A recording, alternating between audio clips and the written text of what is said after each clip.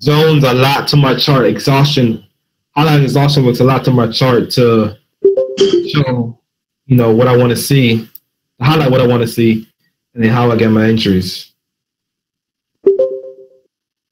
Someone says, can I show a lower time frame sauce on a different pair? Yeah, sure. Let's take AU.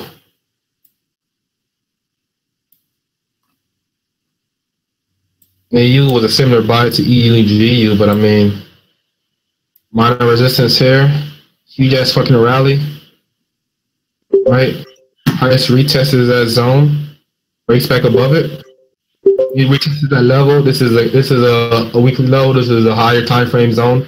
Retested it, and my entries are right here. Off that 5 minute candle, stops go beneath the wick. And so off for lower time frames, my entry would have been here.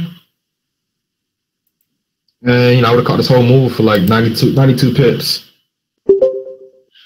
Lower time frame, break and retest. I go to M15. Right, this is my minor level of resistance up here, my last minor level resistance point. I had another small minor one here. Okay, broke it, retested it, rejected it, came back above the level, entry off M15. If I go to M30, minor level resistance here, market broke it, retested, bullish engulfing pattern, entry here. I don't like the wick, indecision candle, entry right here. A 30-minute time frame. And there's I have just so many instances.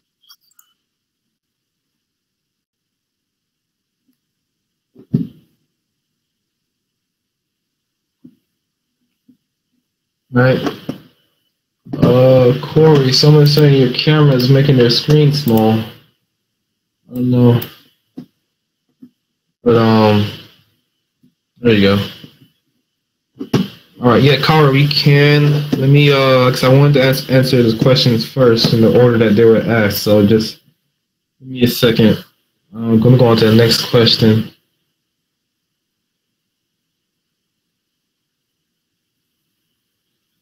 Process of entry. That's a new question. Where do you decide to jump in lower time frames and only focus on those breaks of supply and demand? I'm not sure what you mean by that question, but supply and demand is the same thing, really the same thing as support and resistance, right? So I mean, there's really no difference, and you're taking break and retest trades. You're either maintaining a trending market, or the market breaks and retests, you're going to be taking a pullback. And so you can take pullbacks. I flow with a wave of the pairs I trade, and so I'll ignore some minor pullbacks. And especially if I'm looking to swing a trade over 200-300 pips, like in case of GU and GJ, and sometimes I'll take that pullback, sometimes I don't. But like I said, your break of minor resistance on the smaller time frames leads up to pullbacks on higher time frames. Which is what I showed on the EU chart, going from a day chart down to a bearish move, break of minor resistance on the H1. And then market pushing back up. My entry process was pretty much what I showed. Like if I'm taking a trade, like on AU for example, my entry process, I'm in this cell here, off of this zone. I go to super low time frame. You guys can see market rejected this zone. Establish a level of support, rally back up, double top. This is all them three. Like the market does the same thing on every time frame, no matter how small or how big. You just gotta read it. Establish a level of support, tested, break, 1, 2, pull back, right? Breaks beneath. Let's give it a first entry. Let's give it a second entry. Stops go above, 13 pip stop, and literally the market just kept on dropping. This is just a 3-minute chart. It literally just threw like a 90 pip move at you. And I just use break and retest off of an M3 chart to get in on this trade. Where I place my stop? I place my stop above my last lower high point. I go, this is my double top. This is my lower low, my lower high, my lower low for my entry. Stops go above that my last perceived lower high point on this time frame. The market just kept on trickling down, trickling, and it's falling. This was entered here. This was like 10 pips, and then if I entered here, this was like 14, 15 pip stop. Nothing crazy. Let me go back up. More questions.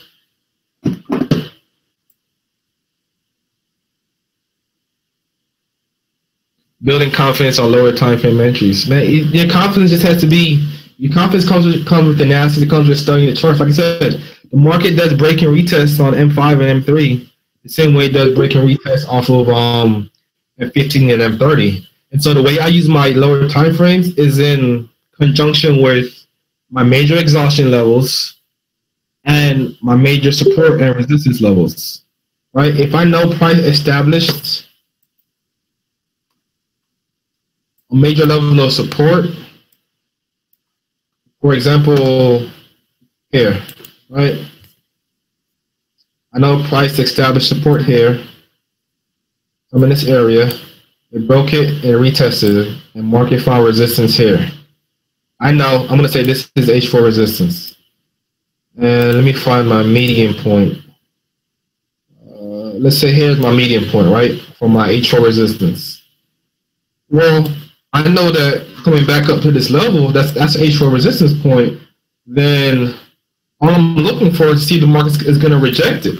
And I see my rejection on my lower time frames first. Reject one, a huge ass wick, exhaustion, and then exhaustion, bearish variation, engulfing pattern, double top, bearish variation, engulfing pattern again, breaks my minor level of support, right? Lower high point and entry. I mean, you literally just got multiple confluences. You have rejection of a zone. You have rejection of an H4 resistance level. So that's two points of confluence. You have a double top, 3 points of confluence. You have a break of minor support, right? You have a retest, and you have a drop back beneath that's now support. That's break, retest. That's your fourth confirmation. And then from there, market just continues putting in bullish bearish variations. You just had like literally 5 confluence points. 5 confluence points just from right here on lower time frames. Yeah, you could do a few pips above it. Harmon, I'm not sure if you came in early or late, but in the previous session I was on before we had to restart it, I told everybody I throw a 30 pip stop on all my trades as just a rule of thumb. Like, it may never need 30 pips. And most of my trades, if it's going to instant profit, like if I entered here, I would have instant profit. I would have had maybe like 1 or 2 pips of drawdown from right here, from this small bullish candle. And then this right here would have been dropped, and I would have been in profit this whole time.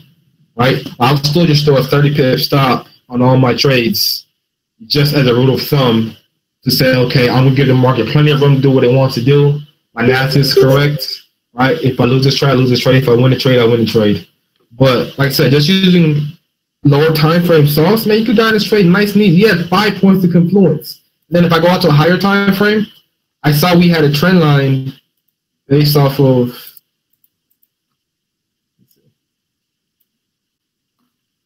we had a trend line based off from here into this wick. So point 1, point A, point 2, 1, 2, let it fly into the future, right? So if I'm on M30, and I see price come up here, reject this level, I get my entry off of the lower time frames here, and price falls back beneath my trend line, that gives me even more confluence that this is a sell. Market is dropping. Like, market didn't break this trend line on the higher time frame. Right? Came up and immediately fell right back underneath it.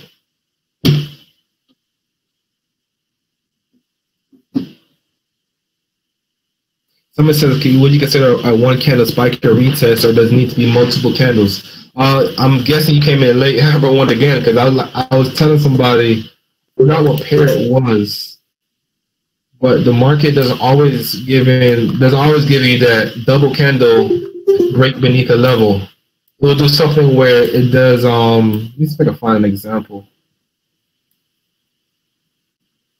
Trying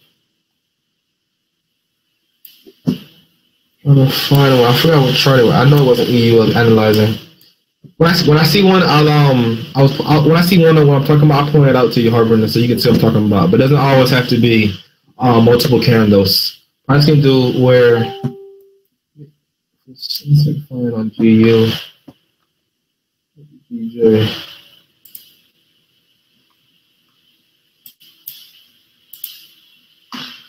Now I don't remember what time frame it was, what candle I was, what chart I was on to pick that out. But yeah, make sure you guys going through these questions. Let me ask question you guys have. Let's see.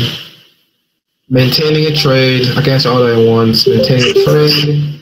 And when you add another entry on the same move, how many pips to prevent KSP for placing the next one? I don't gauge my reentries based on how much pips market has progressed. So like your entry just based off of the variations, man. If you're in bullish market or you're in bearish market, like take GJ for example, and I'm taking sells. So when I broke this down, I'm just emptying off the bearish variation until I get enough entries to satisfy myself. So like when I broke this down earlier, right, this is my first, this is support. All right, support, break, retest. This has been my first entry. This is one entry. This is the second entry. Both these entries literally side by side. Right? So I wasn't waiting to see the market fall before I got another entry. I just boom, side by side entries. Entry 1, entry 2. Right? Because I had another entry here. Market broke this level of support. Oh yeah, Harvard, here's a nice example. What I'll talk about. Where the market doesn't put in like two candles. Like so normally what Q teaches, you have a break of one, you have a second candle here. The market will sometimes do this variation. Break, immediate retest, and then drop back down. So with my immediate retest, this would have been another entry. Entry 1, entry 2, entry 3, entry 4. We've had a shitload of entries. Catching this whole move down based off of M5. So someone says, as your 30 pip rule, if you put one out or you're fine with losing $300 no matter what, yep. Before I take any trade, I always predefine what my stop loss has to be to give me a safe stop, and then I put 30 pips anyways. Always. So if you can't handle risking 30 pips, don't put a 30 pip stop. That's just my personal rule of thumb. Well, but 30 pips give me plenty of breathing room. But the point that the point of your risk management is the fact that you should only risk what you can afford to lose. So if you're taking a trade, like for example, if I'm going to take this sell here, right, halfway into the move, which is kind of risky because if I look left and I saw this support here, I might have had a hold on. I might not say I want to enter right here because that's kind of like enter right into a support area, right? But nonetheless, this entry wasn't the way the market played out.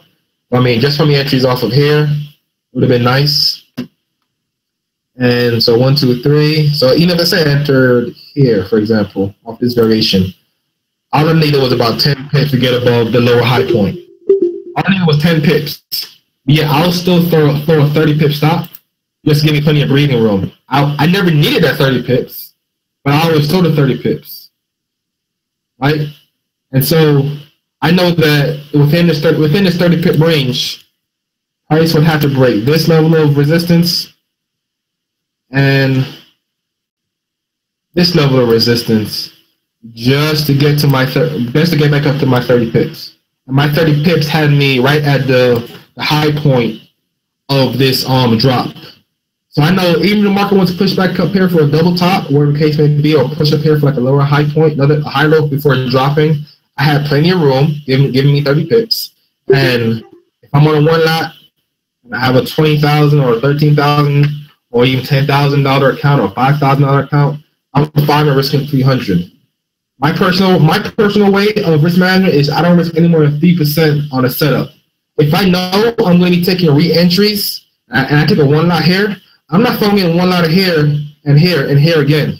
right? Because when I put my stop loss back up, that adds up to way more than 3% risk. So if my original entry is a 1 or a 5 or a 5 lot or a 10 lot or a 0.50 lot, these entries can't be 0.50 or even higher, and me maintain my risk management. Because the market shoots up unexpectedly, like you're gonna get murdered. Your stop's gonna get hit, and when your stops get hit, you lose way more than 3% of your account. So if I enter on a 1 lot, this entry's gonna be a 0.50. This entry's gonna be a 0.25. I'm scaling in and scaling down my lot sizes to make sure if the market goes against me for whatever reason, I'm still not gonna lose no more than 3, max 4% of my account on that trade. Like, so it's like if I'm trading at a 0.50, I bet 0.20 my next entry, 0.10, 0.05, and that way, if my 0.50 is dropped all the way down here and market wants to pull back up, right? I could partial out. If market breaks its resistance, I could partial out of that 0.50, or I can have a break even on the 0.50, and that way, if I lose the entries on the 0.25 or the 0.05, whatever the case may be, then I'm taking a smaller loss. But if I have a 0.50, 0.50, 0.50, adding up the 2 lots, and my stops get blown, let's say they're above here, and the stops get blown, bro, you just lost a huge amount of money, more than you were willing to get, all because you were being greedy, expect this market to drop and catch this whole move. And the market never gives you a guarantee it's gonna drop 100 pips. Right? It dropped 100 pips, whole lot of move off of or 50 pips in this case, right? Then turn it around, rally back up, drop a shitload of pips. Market gave no guarantee it was gonna do it. Yeah, that's what happened. But there was no guarantee it was gonna do that. If you're scaling in, shitload of entries, higher lot size every time you get a new entry because you're focused on getting profits instead of riding the market and being safe. Trust me, when that market goes against you in the way you weren't expecting, buy to your account. Exactly. Never bet your account on one move. Anything can happen. So like no need to risk it all in one move. I'm comfortable risking a 3% of my account on every setup I take because for one, my accuracy is always on point. My market intuition is telling me what the market's gonna do. And in the case where my stops get hit, I'm fine with losing that 3%. So if I look at where was this? Let me see. Yeah, I sold. I got in a early sell up here, and I took it down.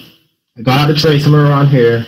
Right, this is my early entry. I knew this was gonna be my break and retest for my structural entry, and so.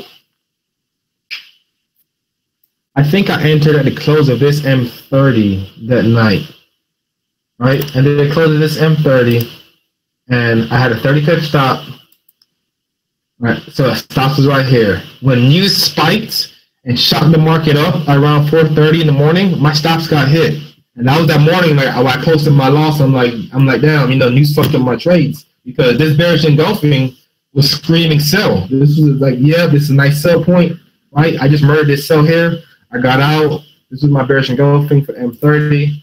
I got in on this sell point. All right, cool. Right? I had one entry.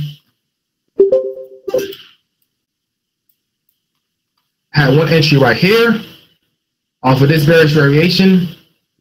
And then I had another entry down here and it closed it at M30 using M15 and M30. And the market went against me unexpectedly. Right? I could not have accounted that news was going to push this market up. And go even further than I was expecting. It's what happened. There's no way I could have predicted it, but that's what happened.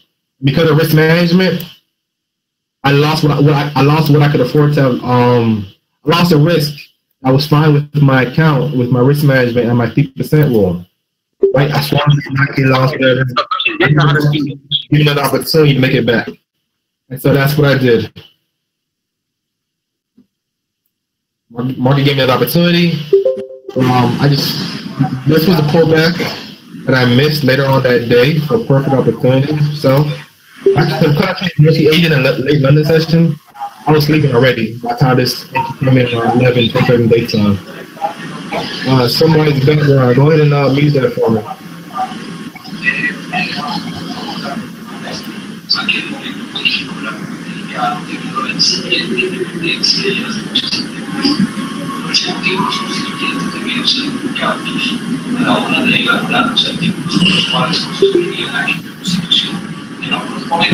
Funny, like it won't shut them off. There you go. Thank you. Anyway, this was the retest. I missed because I was sleeping. And when I woke up later on the day, like around 5, 6 o'clock in the evening, right? This is now 8 o'clock. I'm just following this chart. So I would drag my fibs, point A, point B, point A. I put it here. I see I had a 38.2 rejection. I just went to my lower time frame. I got my entry in this little market right here, and I followed it down.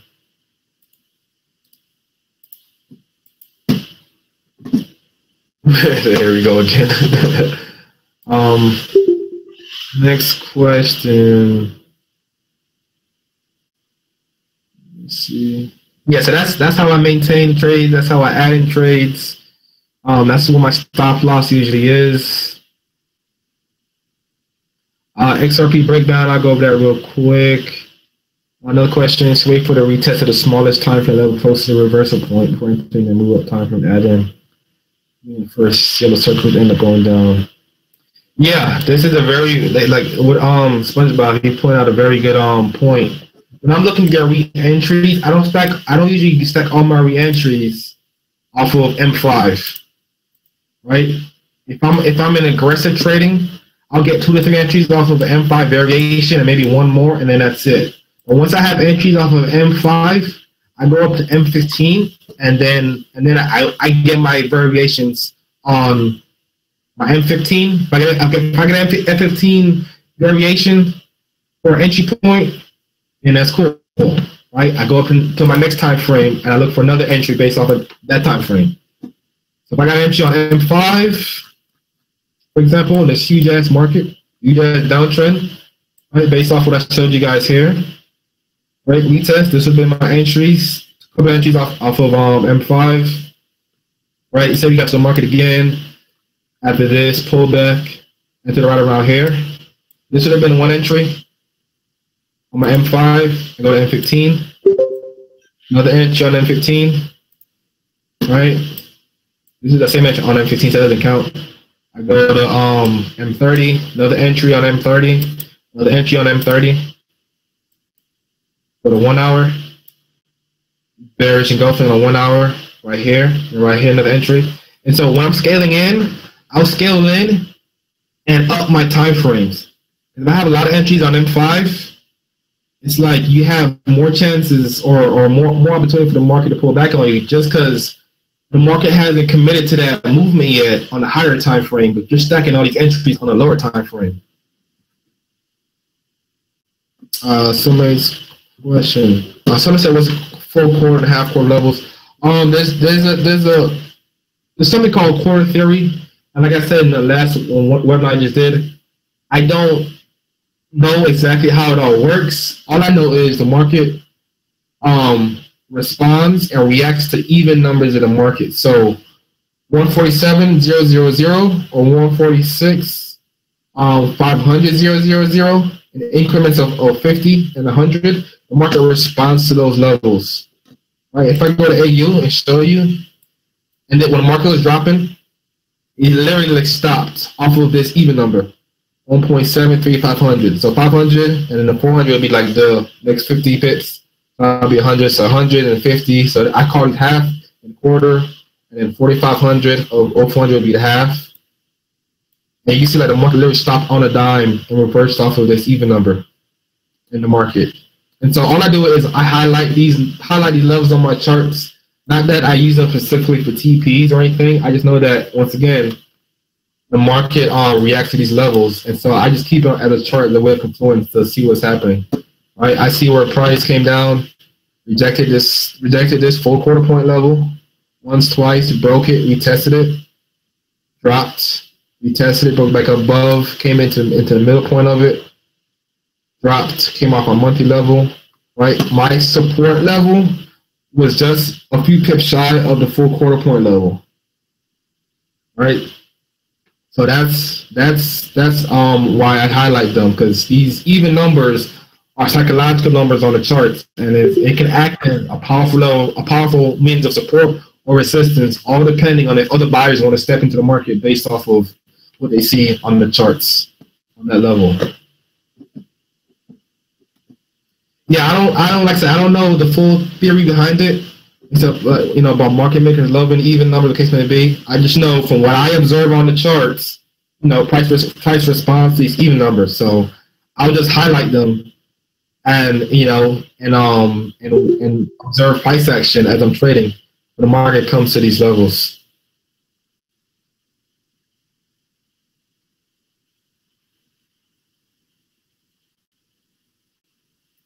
Somebody want to see XRP. I don't trade crypto all that often. I barely trade cryptos, but I'll pull up XRP and show you guys what I have. All right, so XRP is pretty basic. You can see we have, like I said, you go to month chart on XRP. There's no real way to gauge a level because all you have is a huge spike up and a huge spike down. Like how can you get any valid levels at that point? You know what I mean? I could probably attempt to do it with a day chart, but XRP is too wild. So I just trade it regularly without mapping resistance points. Yeah, I'll get into psychology in a quick second because we're working on going for a little bit. So if I throw in just like a random level or random zones. This is my best way I would trade like XRP using exhaustion zones. Right? The zone got a zone market broke through it. We tested it and dropped. And so I'm pretty sure if I highlight this, I will see some kind of transition on a lower time frame.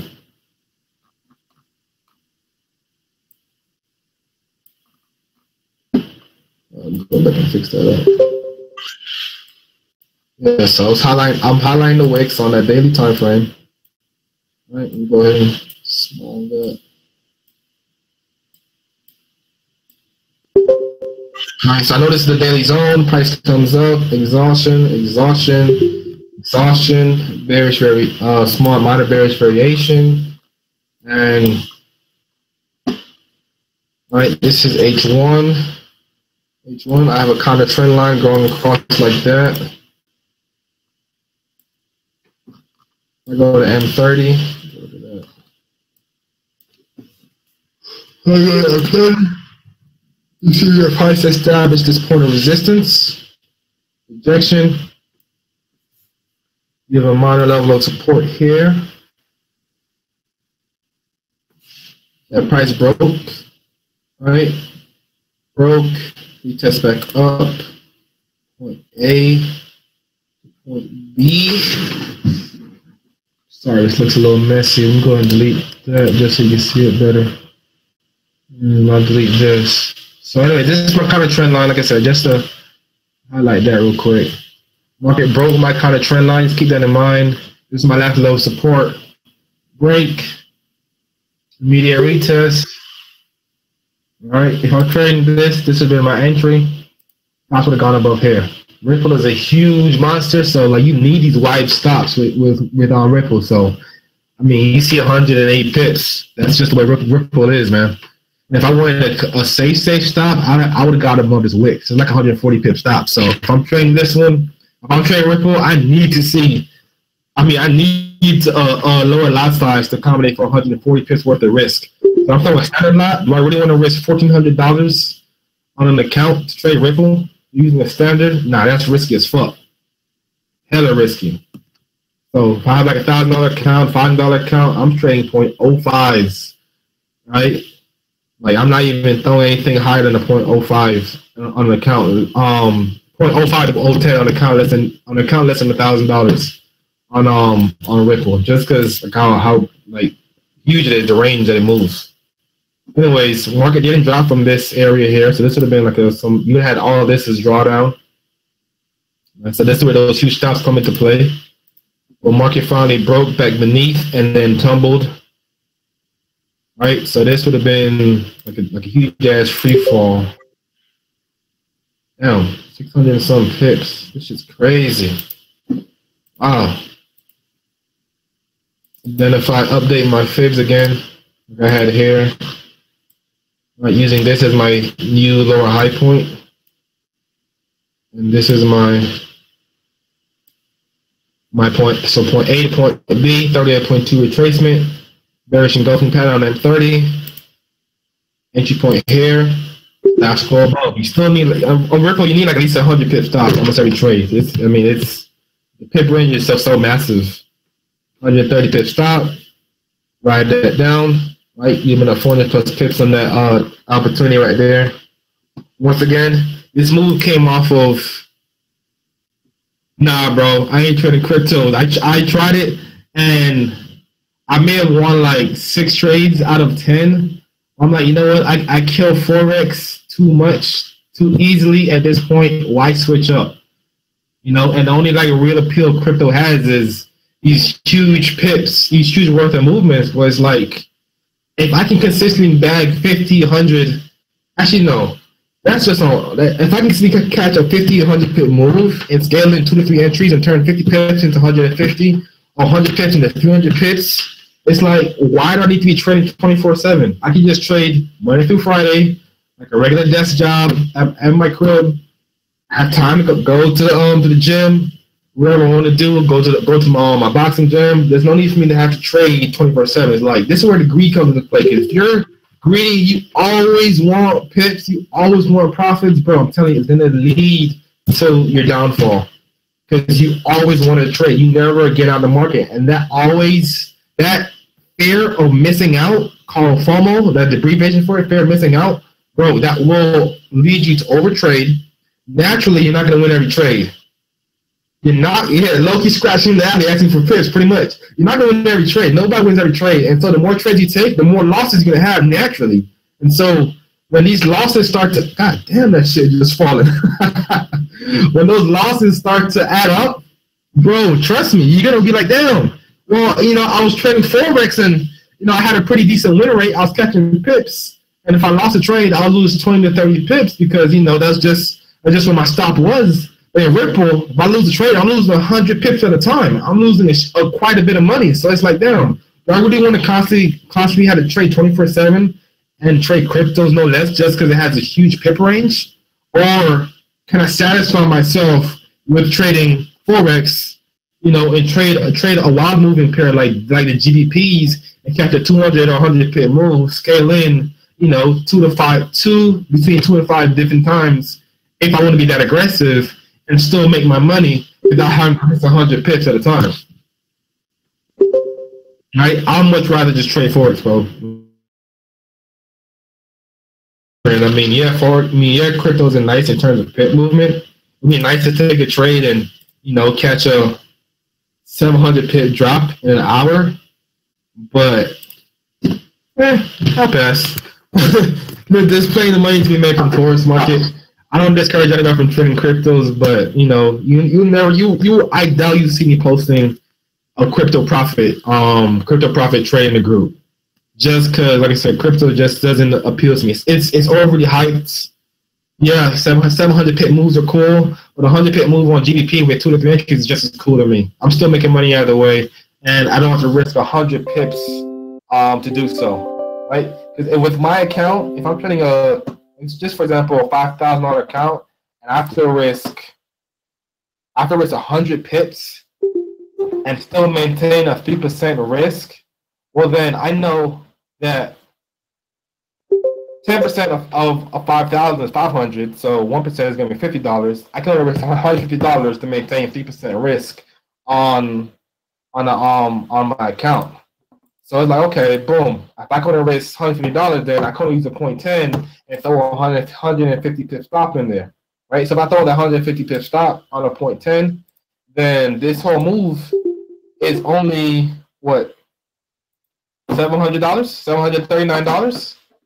But if I'm trading Forex and I only have to risk I don't only have to risk let's say 30 pips or even 20 pips. I was just going 30 as my rule of thumb. Right, 30 pips on a $5,000 account.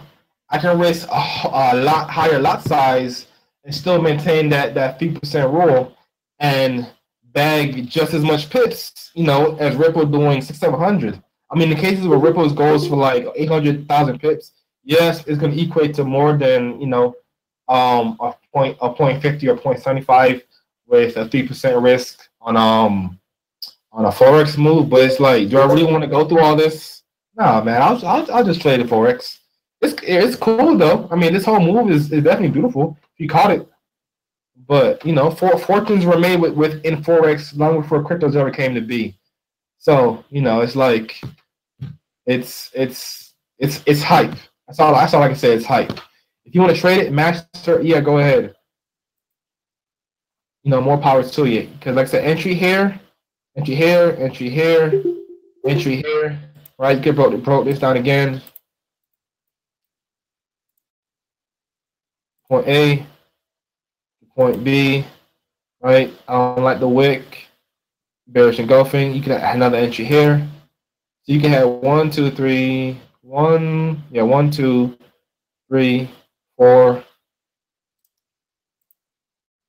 And if I go again, okay, this is my last lower high point. No, that wasn't, I mean, there's a bearish variation, but it wasn't like a lower high retracement.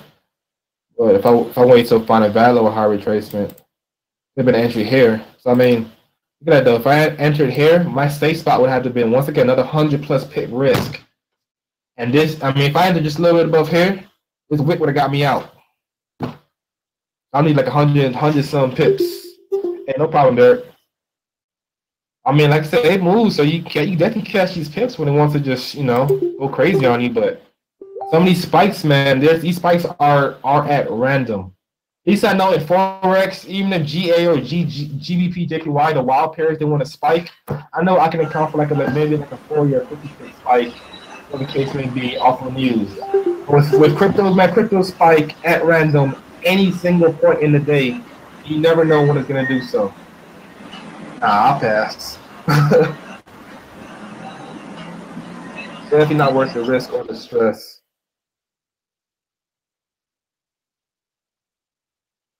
I think that was pretty much the questions.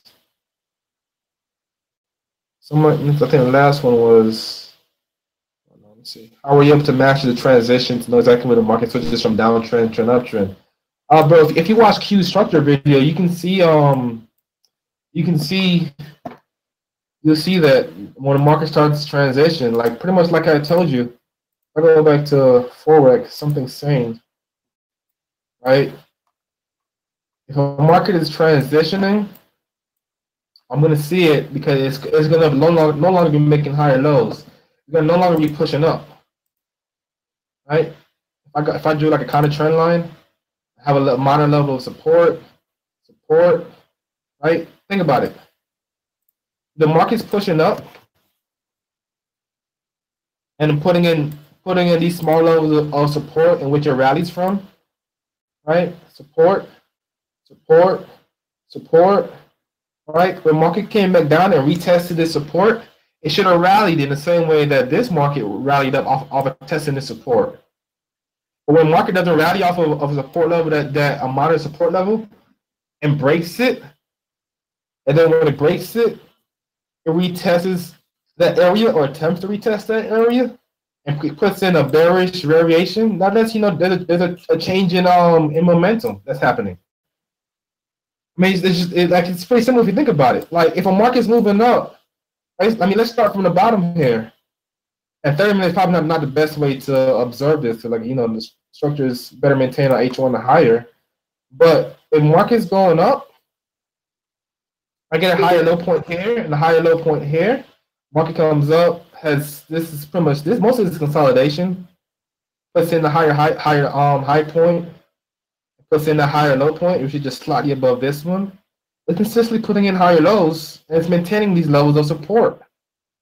Right? Consolidation goes up, higher high, higher low. I mean, minor support pushes up.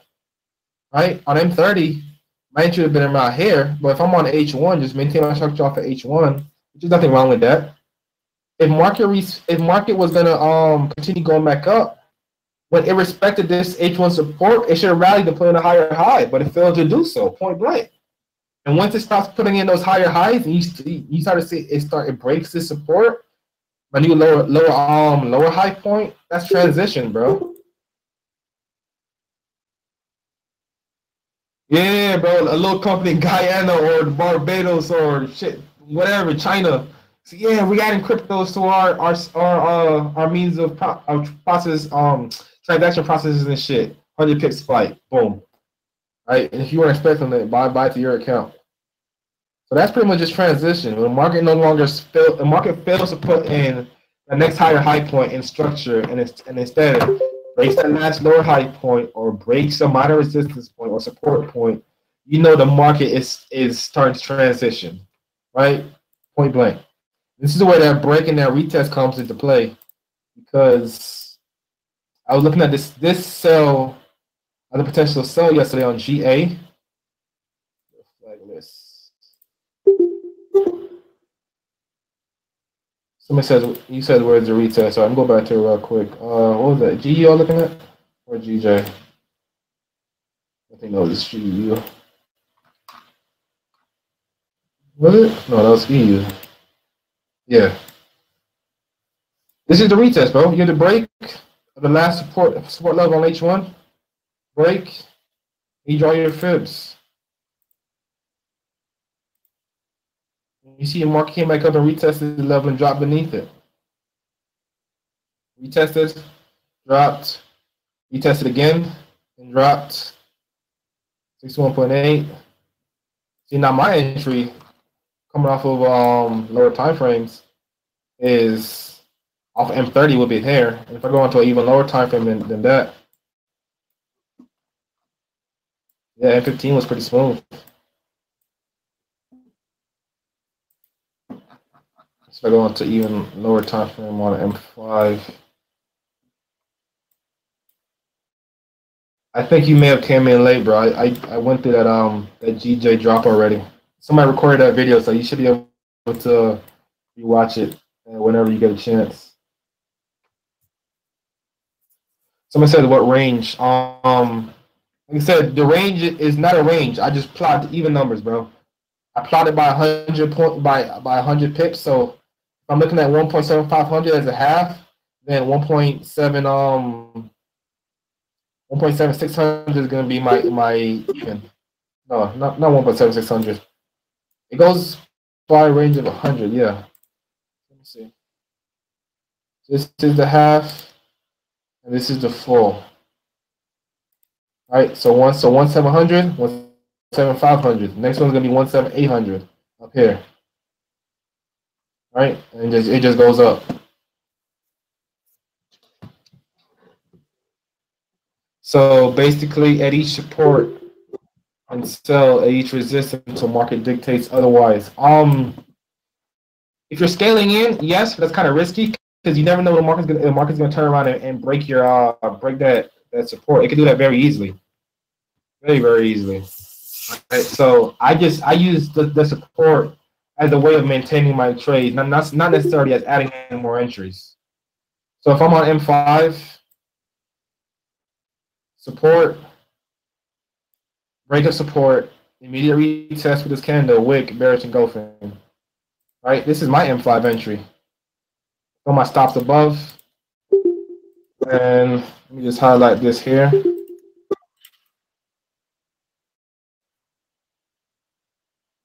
That's my entry there. Delete this. I'll put that down here. Go back to M15.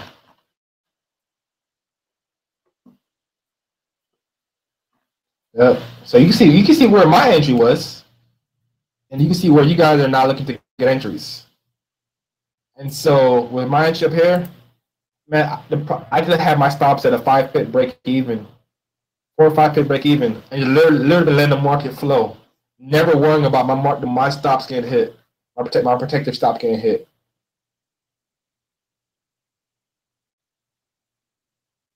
So then engulfing doesn't really have to be a pullback of some sort. Travesty.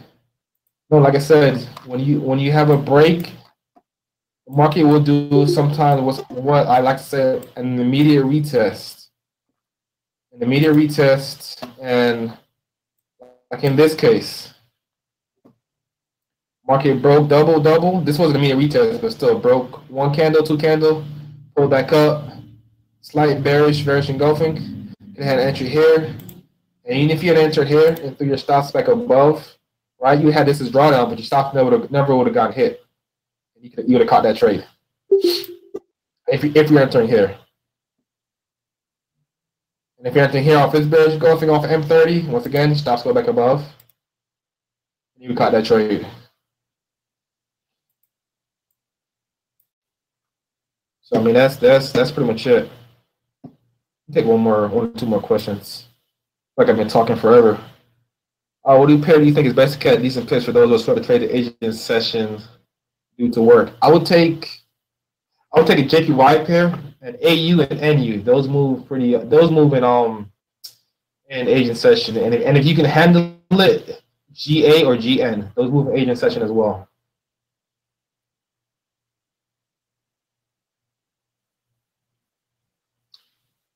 Somebody says if you have a lower high point, you pull out your fibs, it goes 32, for example. From there, it goes to 0%, and then goes back up to 61.8 or something like that. What should we do in that case? It just happened a lot UJ last month, and I was like, shit, what is going on?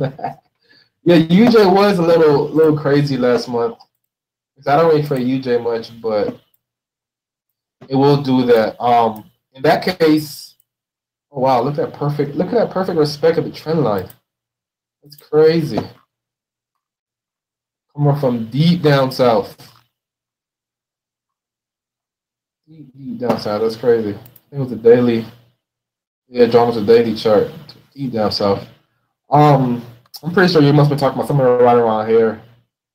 UJ was doing all that foolishness. Exhaustion the same as supply and demand. Yep. Exhaustion equals supply and demand. Right?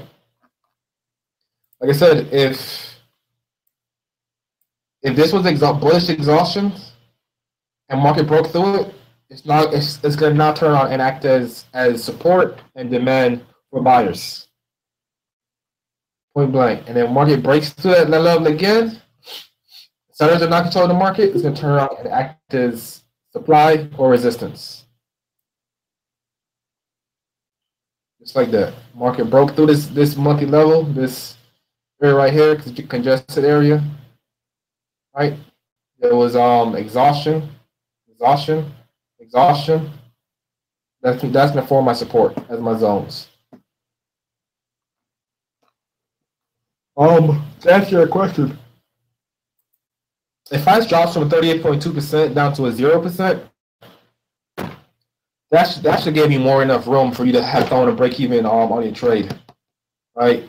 So if you throw the break even on your trade, and now you're protecting your account, now you're protecting the trade. You at least walk away 5-10 pips. Two, if you're watching that chart on lower time frames like an M5 or M15, I'm pretty sure there was some kind of transition for it to go back up to 61.8. I doubt it just went something like, let's see. I doubt it was something like where market fell 38.2, went to 0, shot up to 61.8, and just dropped back down without some kind of transition on lower time frames. Like you're gonna see that transition. So even if it's on M5, M3, M10, M15, you're gonna see something like this. And then that push back up to 61.8. And once you get to 60.8, you're gonna see that transition again on lower time frame. See something like that, break from minor support, a pullback, create a lower high point, drop, pull back, drop, pull back, and keep dropping. And it's gonna look like it's just gonna look like this on M30, right? But if I go to, oh shit, my bad.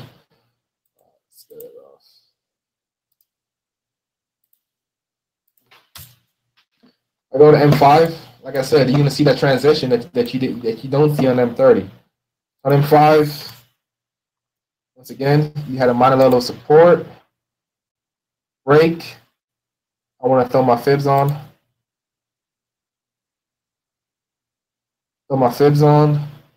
We had 50% retracement, bearish engulfing variation. You could have got in that trade.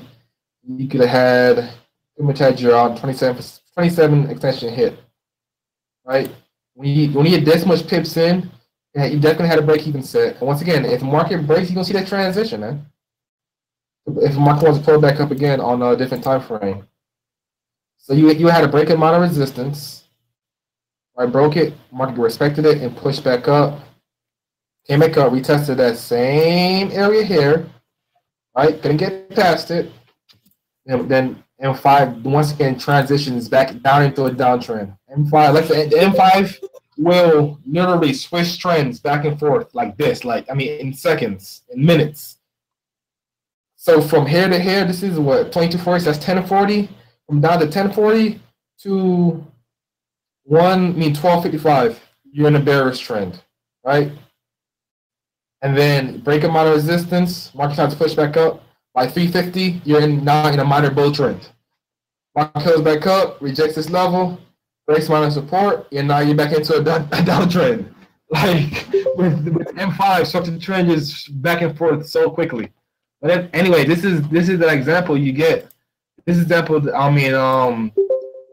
when a market breaks transition, go back into the trend. So if I'm looking for sales, then I shouldn't be taking this buy on M5 if I'm looking for sales. Should not be looking for buys on that time frame. If I'm looking for sales, I'm gonna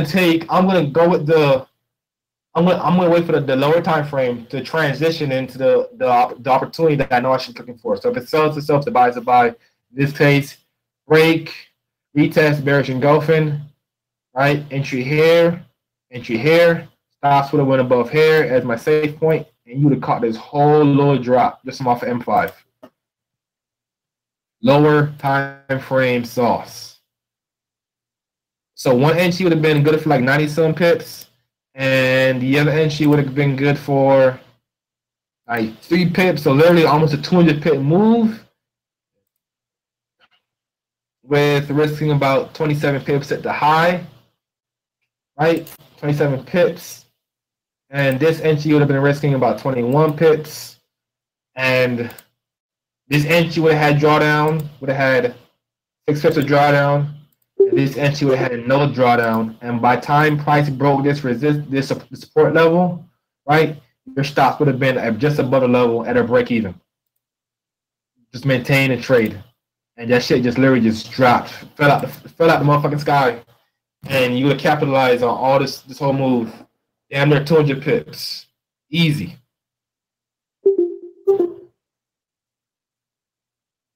The counter trend through right of the bigger trend. Yeah, counter trends happens. Okay, so a counter trend will happen to create a lower high point, to create that pullback. I'm not sure if you were on the webinar or I just did one for this one, but when you watch it, because it was recorded, like you'll see where I explained that in the EU, the market will put in a break in minor support to resistance to get that pullback to create a lower high point on the H4 or a lower high point on M30, or whatever the case may be.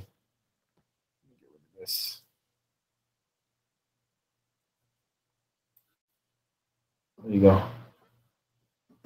So don't take these lower time frames for granted, man. Do not take these lower time frames for granted. All right. And also, this was a valid lower high point on my H1 time frame.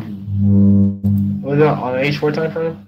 Yeah, just go here. My last lower high point, going up to here. This was my last lower high point. This was my last established lower high point. Right, market came back here, turned to rally, and then break, bearish engulfing. So, if I'm looking at this chart, I would be transitioning my mind to start looking for sales, unless the market broke structure gives me otherwise. So if I see a pullback, or if you guys are trading UJ, if I see a pullback up to this level, and the market rejects it, I'm looking for a sell. If I see a pullback up to this level, the market doesn't reject it for whatever reason, right? it goes up. Let me get the other tool. Let me see better. It goes up, pulls back, and then pushes up. Well, then I'm looking for buys. Right? I'm looking for buys based off what I'm seeing here. So if I don't get this retest and rejection, I'm looking for a buy. If I get a break retest, I'm looking for a sell. And it's that simple. The market will tell you what it wants to do as long as you're listening. Everybody in here can be a chart whisperer.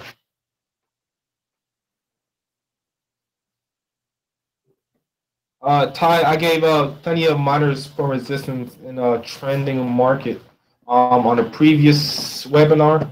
Once again, if you watch that, you'd definitely be able to see it. I just don't want to spend too much time covering the same topics, especially since my throat is parched. I need some water and all this talking. So yeah, let me just see if there's any more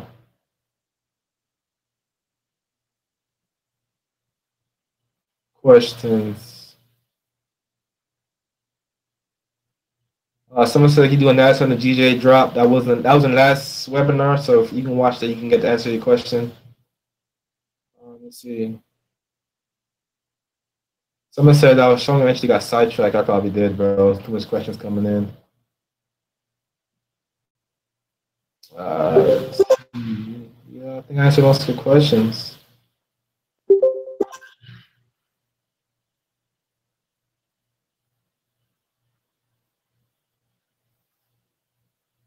Let me see. Like someone said ease transitioning. I'll go look at that in a second.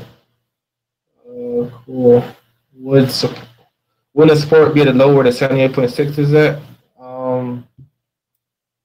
Yeah, this would be a low. Well, not a low. This will be a break in support. Once again, like I said, this is like what I'm saying. The market's trending up. The trending market, like you can see, I had it highlighted. The major areas of reaction that caused the bullish rally. So support, support, support, support, support. Market found support here and rallied. Came to put in a higher high, but the market came back down and broke this. So when once the market broke this level, you should be looking for a sell, point blank. Right? So once it breaks this on the H4 time frame, my mind automatically switches into transition into looking for sales. And for those of you who took this UJ trade, let me show you how you could have gone into using lower time frame sauce. If I go to weekly chart, what do I see here? I see a fuckload of exhaustion. Whole lot of exhaustion. I had this whole area highlighted. I just go to my most recent candles and I use it to plot my zones, right? If I want to plot it like this, I could have. I want to get all the way up here. That's a little much, but just to get the wicks, the last bullish push, I get the wicks, kind of like a little medium point of it. I get that. That covers it. When I plotted my levels, I already deleted it. When I plotted my levels, right, I had perfect weekly levels, monthly levels mapped out. I plotted my levels the same way I showed in the first webinar. So if you missed it, you'll see it. Anyways, go on to M5 and let's see the beauty of the lower time frame sauce. M5, this is my weekly level. That's one confluence. This is an exhaustion zone on the daily time frame. That's two confluences.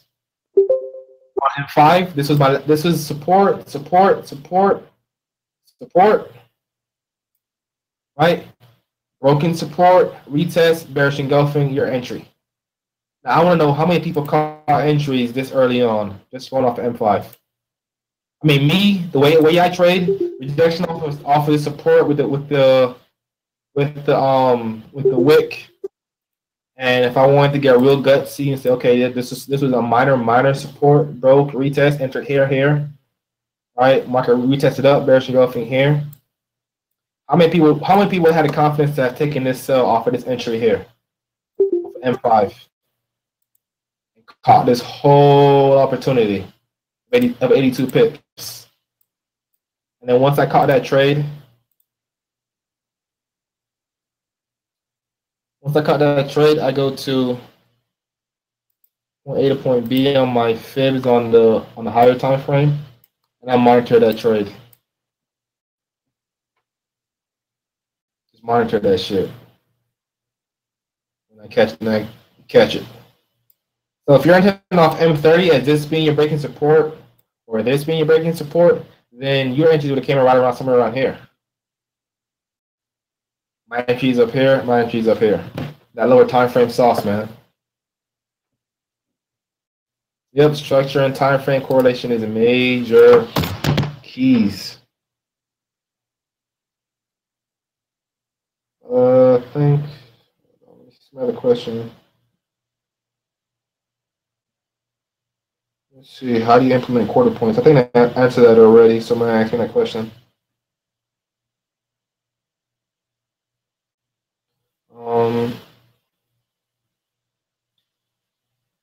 One second, you guys. Ross texting me. So yeah, somebody says never MAs. Yeah, MAs definitely. My MAs are not up. Oh, I don't know why they're not up. I use 8 and it's MAs are just confluence for me on the higher time frames. But literally, like you don't have to be indicator, you don't have to be fib, you don't have to use none of that. Like I was literally on a webinar with Edgar earlier, and I thought I could trade off of the bare minimum just using price. Man, Edgar doesn't even plot these points, bro. He doesn't even plot support or resistance with minor type with lines of none of that. None of that. He just trades literally using his eye, and that's it. Like he sees all of this with just his eye. No charting, no line, none. He had a chart up. I think he might have had one trend line, and that was it. And Edgar's a beast, man. I was like, yo, that's crazy. So it's like, don't think you have to be reliant upon all these different things, like mapping higher and low points and plotting these lines and fibs and counter trend lines and all that stuff. Like you literally don't need any of it to trade. Like Edgar proved that to me this morning. Like, yeah, bro, that's like 100% naked trading. And one of his students is a beast. Follow him on Instagram, and like, dude kills it with just naked trading, and like he'll get those same entries I do off of lower time frames, like be at the top of a wick on a day chart or H4 chart as his entry with no lines, Fibonacci, no nothing in sight. It's complete naked trading. That's like that next level shit, man. Yeah, Chemo FX. Like, I salute that dude. Him and Edgar, man, they're beasts with the naked trading stuff. For real, for real.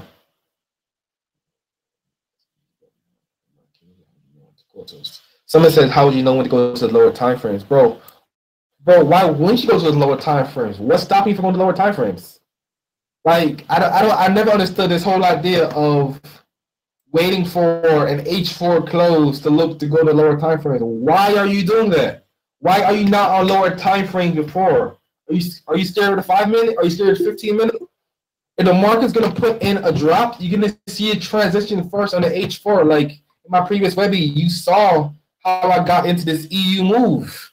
Why am I waiting goddamn 40 pips for me to look for an entry? Right? The market broke the support level. It broke it and it retested it. Why am I waiting here to get in? This was support on a lower time frame as well. Right? You have exhaustion, bearish variation. This same H4 candle, market went up, exhaustion, bearish variation. I break this down and I get on a trade. Why wait all the way to here to get in? Like, goddamn. Like, do you want to lose money? Do you want to give away pips? Listen, if the market's moving, if it's whispering to me, I'm listening. And when it tells me buy, I buy. When it tells me sell, I sell. Right? I'm not gonna wait till, because literally this time the market works in literally a very, very simplistic way. And I don't know if you guys know this, but I'm gonna break it down to you, right? There's no market makers. Don't believe that bullshit, right? This is just a term. Don't believe. There's not saying there's a market maker, right? The market is comprised of everybody who is trading in that market, point blank. You have big banks. You have financial institutions like Merrill Lynch, people who have hedge funds, stuff like that. You have banks like Wells Fargo, Bank of America. All of them are trading in the currency market. All right, and then you have smaller financial institutions who are trading on the financial market. And you have retail traders, people like us trading from home, right? All of us are interacting on this market, causing prices to move. The people with the most money are the people who are gonna move the price. And so, literally, when you get in here, this is what's called people following the crowd in terms of trading with the trend. You're following the crowd. You saw all of this over a 4-hour time period, and say, okay, well, there's enough sellers in the market for me to know to take this trade, right? So you're getting in here. This is what's called following the crowd. But people who really know how to trade, people who know how to finesse the market, people know how to take trades and trade when the big banks are stepping in. Are getting in from here. They're getting in from here. They're getting from all these upper areas. They're not waiting till down here, right? The big banks have already sold and took their positions in the market, and they're the ones causing this market to drop in this fashion, right? People who are buying in this market, who had their support levels or their stops in the market here, when those stops exit the market, because once again, they're expecting the market to rally. They were expecting the market to do this big ass drop and continue going. They're expecting the market to come here, support, and then push back up for a higher high. So when this market now breaks through these levels and hits their stops, the force of the market losing these stops adds on to the liquidity in the market and forces price to drop even further. And so the people who were buying at this level, when their trades lose, they turn around and sell it at this level, cause even more selling pressure for the market to drop. People who didn't sell, who weren't in the market at all, waiting for H4 to close, are not getting in here. They're not causing the market to drop even further based off what you see here on these candles. So that's literally how the market works. It's not a market maker. It's literally everybody trading and interacting in the market at any given point in time, causing the price to fluctuate up or down. And if there are more buyers in the market at the time, the market's going to go up. There's more sellers in the market at the time, so sellers are going to go up. If buyers are pushing the price up and they find a level of support and they fail to rally any higher, sellers come into the market and break that level of support. Buyers attempt to push back up above the support and fail to do so. Sellers come in, rejects off that broken support, now becomes resistance, and sellers are now in control of the market, and you should be now looking for sales. But you don't need to wait for H4 close to do so, man. The market's going to tell you what it wants to do every time on a lower time frame. Just like with UJ transitioned 3 times instead of like 5-6 hours from bearish to bullish back to bearish and then dropped, right? The transition is going to tell you what the market is doing every single time. You just got to be able to read the price action and see what it's doing.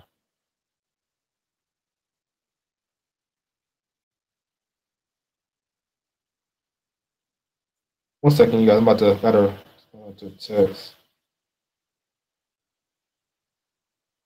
So yeah, man, that's it. Like there's no there's no hidden gimmicks. There's no fancy way. I mean, you guys see my trades. I'm like, yo, how is he doing that, bro? I just read the price. Market's tell me what it wants to do, right? M5 changes structure so often. Yeah, it does, but guess what? That change in structure is still leading to a change in a higher time frame, right? If I'm on M5, market drops, pulls back, drops again. It's my last lower low. This is my last lower high on M5. But then guess what? If market was gonna continue dropping, then it shouldn't have broke this level. Market was gonna continue dropping. It should have went up. Something like even if you wanted to double top, it should have dropped and put in a lower low. It failed to do so. Why? Because it wasn't gonna drop anymore. It was gonna turn around. And so this is your transition. So instead of getting this,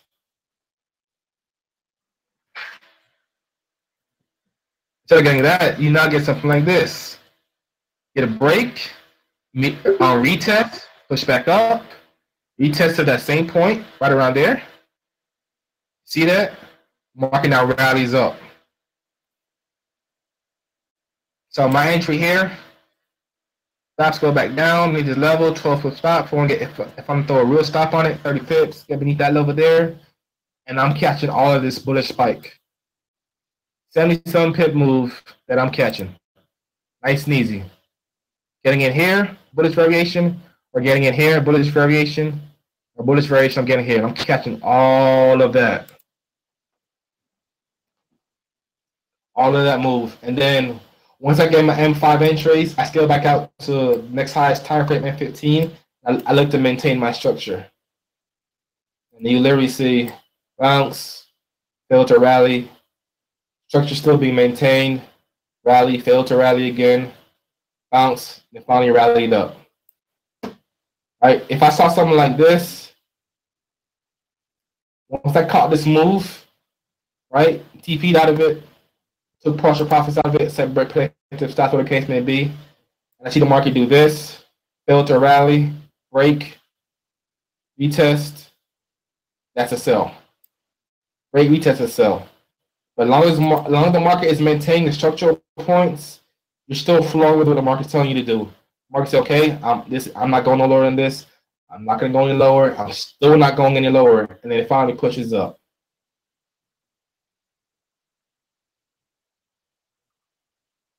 One second.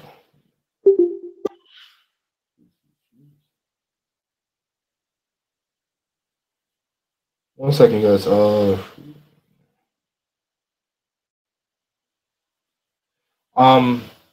would you exit upon the break or what? My personal trade plan, I will close out my trades. If depending on what I'm looking for. Like I said, if I'm looking for a whole trend reversal, then I'll exit out of my trade if price comes back up past like 61.8 or 78.6.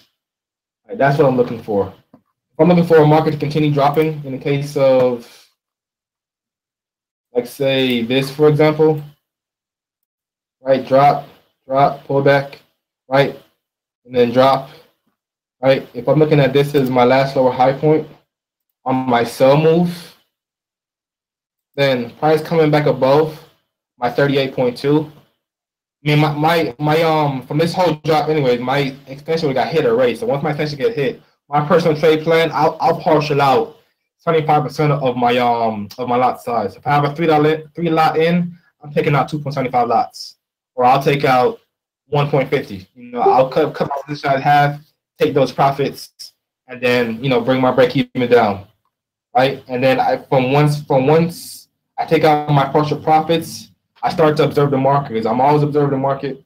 I'm looking to see if there's going to be a potential transition, especially coming off of an area of major exhaustion, and a major area of H4 support. So this is H4 support.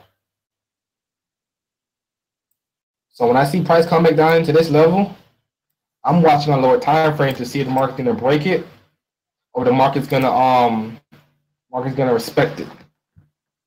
And so the lower time frames will tell you that every single time. So that was that level. I go back down. I see where the market broke it. It dropped.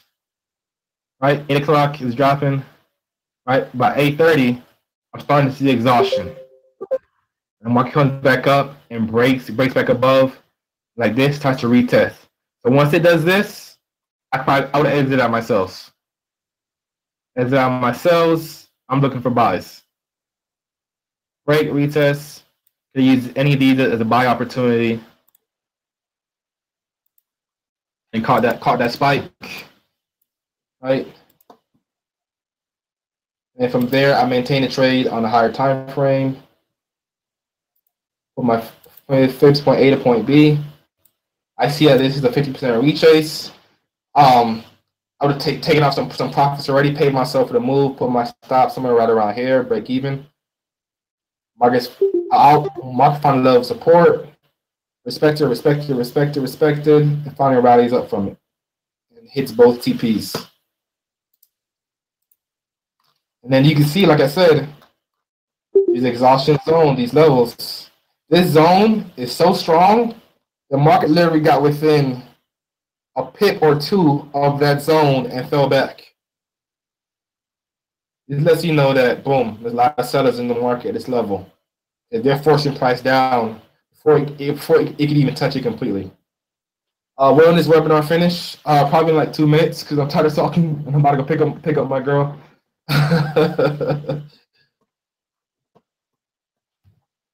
She's been texting me. Duran, so. Lower time frame on the euro right now to see if it's a transition. You said Euro USD, this same pair? Yeah. Let's see. So this is my last level of support. So this is my support rally point. Market came here and rallied. The market came here and rallied and turned to rally up. So no, there's no transition yet. Remember, you're following the market up based off the points of where it rallied up to that new higher high point. So market came back down here and then finally rallied up, put in that higher high right here. Came back down, rallied up, higher high, came back down, rallied up, 10 minutes to put in that higher high. So if I saw something like this, yeah, until I see something like that, until it breaks that last lower point where price rallied from, then I'm not going to be looking to say it's transition or anything this year. Get it? I get it. What about the 3 minutes? Same thing, bro. Same thing. All right, thanks. Yeah, market rallied from here. It didn't really rally much from here, right? And it's like with the 3 minute chart and a 5 minute chart. Once again, I mostly use my lower time frames to get my entries, right? I look for transition with lower time frames around major levels of support, resistance, or zones. I don't just look for a random reversal on a lower time frame or random transition of price on a lower time frame, just for the hell of it, right? Because you go to M15, there's no transition on M15. There was no like M15. This is all in one candle, one drop. If I go to M30, it's just consolidation on the M30. On H1, a doji type candle. Right, market's still trying to push up. Probably gonna fill out this week and see if it can break this level or not. But like I said, my lower time frames usage mainly comes in at zones and support resistance level. I'm not just gonna throw it in randomly on the lower time frame and look, try and catch some kind of like trend reversal. Like I don't need to trade pullbacks on lower time frames if I'm looking to catch a whole move on the M30 or H1 time frame. You get what I'm saying? Yeah, got it. Thanks. If I'm on lower time frame, I could probably saw some kind of transition in here, but I'm not looking to take a buy, close out my fill and take a buy and try and trade this. Like I'll ignore these minor moves in an attempt to catch the overall move. On M5, I've had something like this going up, break retest, blah blah blah, pushing down, breaking retest again on M5, got pushed down. Right, some kind of transition here. This wick would have had a transition on the lower time frame. I push back up, transition again, lower time frame, push back down. But when I'm taking these trades, I don't need to maintain on M5 or M3. I just use that to get my early entries on a pullback for the entry, or a trend reversal, or price coming into a zone, or price coming into a major level of support or resistance.